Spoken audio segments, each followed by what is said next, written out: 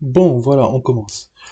Défaite 2-0, comme vous le voyez, contre la Croatie, en Croatie, avec des buts de Ante Budimir à la 26e et de Ivan Perisic juste après la mi-temps.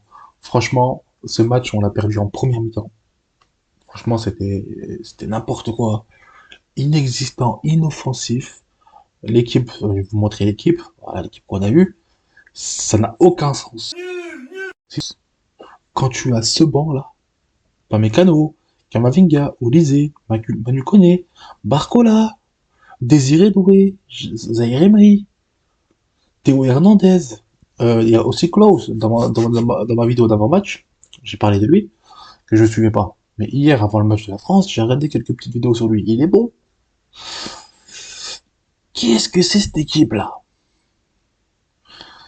T'as un milieu Rabiot, Tchouaméni, Kamavinga. T'en as aucun qui est créatif. C'est des mecs qui jouent la balle. Ils récupèrent la balle et ils contrôlent la balle. C'est tout.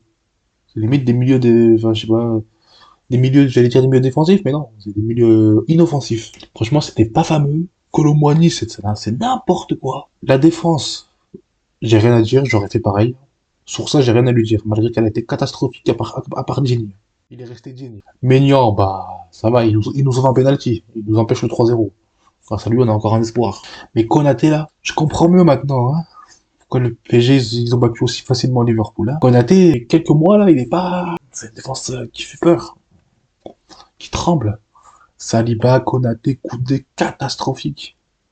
Gendouzi, Tchouaméni, Rabiot, C'est catastrophique. Dembélé, Colomboigny, C'est catastrophique. Mbappé, il a fait quelques trucs. Il a fait quelques percées, enfin, faut pas dire ce qui n'est pas vrai, hein. Faut dire la vérité. Mbappé, c'est le seul qui s'est montré offensif hier. Un peu comme contre l'Argentine. En fait, c'était comme contre l'Argentine. Sauf que là, il y avait pas le physique des Croates. Comme l'Argentine, le physique qu'ils nous ont mis. Là, hier, c'est comme si on avait affronté l'Argentine, hors physique. Et en plus, c'est pareil, c'est 2-0. S'il n'y a pas Mbappé, je vous rappelle, on perd 2-0 contre l'Argentine. C'est exactement pareil. Je pense que les Croates, là, ils ont beaucoup regardé le match France-Argentine. Elle est bien la défense du Real, enfin, le milieu, il est bien le milieu du Real aussi avec Kamavinga, Tchouaméni, je sais pas. Kamavinga, Tchouaméni, Rabiot, je sais pas, non? Et devant, tu fais Mbappé, Dembélé. Et sur le côté, je sais pas, tu mets Barcola comme au PSG. Enfin, tu fais comme au Real. Je comprends pas ce truc. Mais non, faites comme au PSG. Ou comme au Real. Tu mets Mbappé ici, Dembélé, tu le montes ici, il est au PSG, et là, tu mets Barcola. Moi, il y a des automatismes, Barcola, Dembélé, sur le côté. Et ils connaissent très très bien Mbappé. Là, c'est n'importe quoi. Mbappé, toute l'année, il le force à jouer là. Et là, normalement, c'est Vini au Real. Lui, il voulait être là, il voulait essayer, mais Vini, il a pris la place ici. Donc, Mbappé, il s'est fait un choix. Il s'est dit, bon, il n'y a pas le choix de toute façon. Je vais jouer ici, là. Entre Vini et Rodrigo. Et là, Deschamps, allez hop, on le met à gauche. Dembélé, quand il est à droite, c'est le meilleur. On a vu avec le PSG, comment il passe, comment il est là. Tu le fais quoi? Tu le mets à la pointe. Bon, là, il est redescendu à la fin du match, hein. Un peu plus bas. Mais au début du match, il était là, Dembélé. Enfin, c'est pas, je sais pas. Et même Koundé, après, je sais pas si c'est ta faute à Koundé. Qu'est-ce que tu veux qu'il fasse avec un Colomboigny et un Guendouzi devant lui? Enfin, le pauvre Koundé, enfin, il passe de Pedri, il passe de Olmo et de Yamin Yamal à Colomboigny, Guendouzi. Qu'est-ce que tu veux qu'il fasse, Koundé? Enfin, c'est pas de sa faute non plus, hein. Encore, ça aurait été mieux, c'est comme je vous dis, là, je sais pas, tu fais rentrer, tu mets Kama, là, tu mets Kamavinga, tu mets Barcola, tu fais comme je vous ai dit devant. Je suis sûr que ça aurait été mieux, là. Et même Rabiot, par exemple. Rabiot, il joue plus comme ça. À l'OM, il est là maintenant. Il a appris à jouer là. Le pire, c'est que tu pouvais, enfin, je sais pas, t'enlèves Guendouzi, tu mets Kamavinga, t'inquiète pas que Kamavinga, il peut aller ici. Avec le Real, il l'a déjà fait. Et Rabiot, tu l'aurais bien un peu plus haut. Moi, je pense que le message de Deschamps, il ne passe plus. Je pense que Deschamps, franchement, il faut pas être, après les gars, attention, faut pas être ingrat. Deschamps, quand il récupère l'équipe de France, 2013, c'était catastrophique. Hein, vous vous rappelez de Domenech et compagnie, là? Hein? Le quart, hein? Ils ont fait la grève, les joueurs, là. Hein, c'est bon à rien, là. Après, c'est pas de leur faute, mais c'est des bons à rien. Enfin, tu t'affiches la France, quoi. Règle tes problèmes en interne, je sais pas. Fais ta Coupe du Monde et après, éjecte-le, je sais pas. Pense au pays avant tout, je sais pas. Bref, c'était n'importe quoi, 2008. Même 2010, c'était n'importe quoi. 2010, tu vois, en Afrique du Sud, c'est quoi? L'Afrique du Sud, t'as été te faire un club med en Afrique du Sud. C'est quoi, ça? T'es éliminé par l'Afrique du Sud, en plus. Enfin, et le Mexique. Je me rappelle, les deux matchs, là. J'étais petit, mais je me rappelle. Il y avait même, je me rappelle même des trois matchs pour aller encore plus vite. Premier match, c'est contre le Mexique. Deuxième match, c'est l'Uruguay. Troisième match, c'est l'Afrique du Sud, on perd 2-0. Je me rappelle, j'étais petit, je sortais de l'école. À chaque fois que je sortais de l'école, chez moi, il y avait le match. Parce que c'était vers 16h comme ça. 16h, 16h30. Je me rappelle les matchs. Mexique, Uruguay, Afrique du Sud. Après, Deschamps, il arrive. Après Blanc, Laurent Blanc. Deschamps, il arrive en 2013. 2014. quart de finale de Coupe du Monde. Ce qui est un peu mieux. Contre l'Allemagne, contre le futur champion du monde. Qui en a mis 7 au Brésil. Toi, tu prends que un. Tu vois, ça commençait tu vois, à être là, quoi. 2016, tu vas en finale de l'Euro.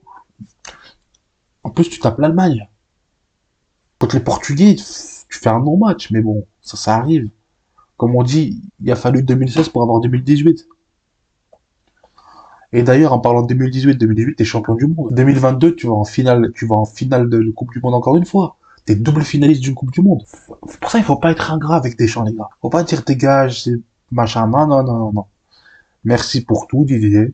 Pour tout ce que t'as fait. Tu nous as fait rêver. Les Marseillais, en plus, il a beaucoup ramené aux Marseillais aussi, hein. Deschamps, il a beaucoup fait pour la France, hein. 93, il ramène la seule Coupe d'Europe française jusqu'à maintenant. 98, avec Zidane, parce que c'est Zidane, hein.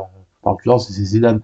Même si c'est capitaine Deschamps, c'est Zidane qui met les buts contre le Brésil. 98, il aide à ramener la Coupe du Monde. 2018, il nous la ramène en tant que sélectionneur. Le mec, il nous a ramené 2 Coupes du Monde sur 2, et la seule Coupe d'Europe française. Faut pas être ingrat, les gars.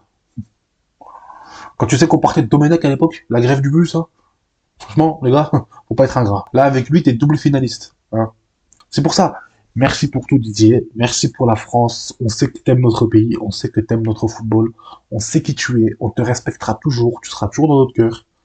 Mais à un moment donné, au bout de 12 ans, le message, il passe plus. C'est comme dans les clubs. Sélection club, c'est pareil. Au bout d'un moment, je pense qu'il y a besoin d'un renouvellement d'effectifs. Il faut ce changement de cycle. Regardez les Allemands, ce qu'ils ont fait. Joachim Löw. Il gagne en 2014. 2016, c'est catastrophique. 2018, il est parti. Et là, ça se trouve, ils vont la prendre, la prochaine Coupe du Monde. Hier, ce qu'ils ont fait contre l'Italie, c'était incroyable. Ah, vous voyez, il faut changer le cycle. Méchant, ça y est. Et d'ailleurs, dites-moi, vous, en commentaire, qui est-ce que vous aimerez comme sélectionneur? Moi, j'ai quelques petites idées. Arsène Wenger. Un mec très humain, qui aime bien parler avec ses joueurs. Ça peut aider l'équipe de France. Même si la plupart, on sait ce qu'ils veulent, hein. Enfin, même nous, d'un côté, on veut ça, mais bon. Il y a d'autres choix aussi. Faut pas se tromper non plus. Il y a Thierry Henry aussi, qui peut aider. Thierry Henry, je trouve que, franchement, qui sait, avec les espoirs, il les a emmenés en demi-finale, alors qu'on n'est jamais passé les huitièmes de finale. Il faut le commencer je sais pas, à le mettre chez les espoirs. Il faut continuer, qu'il prenne du galon un peu, qu'on voie ce qu'il est capable. Ou Zinedine Zidane, qui est le choix numéro 1, à pas se le mentir, pour tout le monde. Forcément, c'est la plus grande légende française. Enfin, à mes yeux, en tout cas. Chacun son avis, après. Moi, à mes yeux, c'est Zidane. La France, c'est Zidane. France du foot, c'est Zidane. C'est Zidane, c'est Platini. Pour moi, la France du foot. Donc voilà, entre les trois, dites-moi vous en commentaire ce que vous en pensez. Qui est-ce que vous aimerez? Dites-moi vos raisons aussi, hein. Dites pas ça pour ça. Non. Dites-moi ça, mais avec l'argument qui va avec. C'est mieux, quand même. On veut des arguments ici. Bon, franchement, sur ce, les gars, j'ai rien à dire de plus. Qu'est-ce que vous voulez que je dise d'un match catastrophique comme ça? À part, bravo la Croatie. Ils ont fait le match qu'il fallait. Après, leur milieu, que dire de leur milieu? Franchement, Modric, les gars. 40 piges, le type. Luka. Une légende, ce type. Il est immortel, ce type. Il est comme l'Espagne hier. C'est comme le Real. Le Real, l'Espagne, Modric. Les trois, là, ça va ensemble. C'est immortel. Ça perd jamais. Tu crois que ça va perdre. Mais à la fin, c'est toujours eux qui gagnent. Mais le problème, moi, ce qui me dérange, c'est que c'est que des vieux. Ça fait longtemps que c'est la même équipe. Ça fait très longtemps que c'est la même équipe. Alors que toi, t'as que des jeunes, hein. Enfin, tu regardes Mbappé, Dembélé, Tchouaméni. Et là, franchement, il n'y a plus rien. Non, il n'y a plus rien. C'est sur le banc, les autres jeunes. Kamavinga, Olise, Koné, Barcola. Ouais, non, toi, Zaïre Emery, tout est sur le banc, en fait. Même Théo. Pourquoi ils ont pas fait rentrer Théo? Théo, lui, il monte comme ça, là. Je sais pas, il aurait aidé Mbappé, il aurait aidé, je sais pas, il aurait aidé Dembélé si Dembélé était à son poste. Je sais pas, c'est bizarre. Après, je suis pas à la saison de tous les joueurs, hein. Peut-être que c'est catastrophique, certains. Mais bon, les gars, quand même. Je sais pas, et au milieu, pourquoi tu fais pas rentrer Warren, Zaïre Emery? Regarde ce qu'il fait avec le PSG. Je sais pas. Désiré Doué. Le mec, il est doué, il porte bien son prénom. Il a même pas joué une seule seconde. C'est les Dembélé, les Kolo, les Olise, les Koné, les Barcola. À mon avis, Doué, il est très très loin sous la liste. À mon avis, même je dis même plus, à mon avis, il va regretter de pas avoir choisi la Côte d'Ivoire. Au moins, en Côte d'Ivoire, il aurait joué hier. Si ça va être un match avec eux. Ça sert à rien de prendre des joueurs, c'est pour les laisser sur les bancs. Et leur briser la carrière, enfin, je sais pas. C'est inutile. Et même Upamecano, par exemple. Pourquoi il rentre à la fin? Après, je veux bien, ça, par contre, c'est le seul point que j'en veux pas à Deschamps. Ça, tu pouvais pas savoir.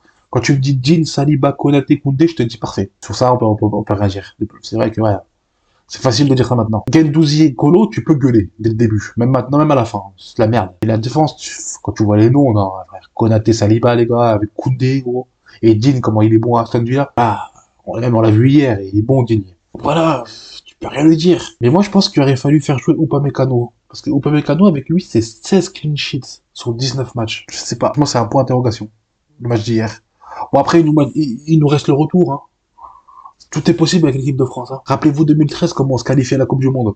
On perd 2-0 en Ukraine, on gagne 3-0 chez nous. Qui sait? La Croatie, c'est pas non plus l'Allemagne.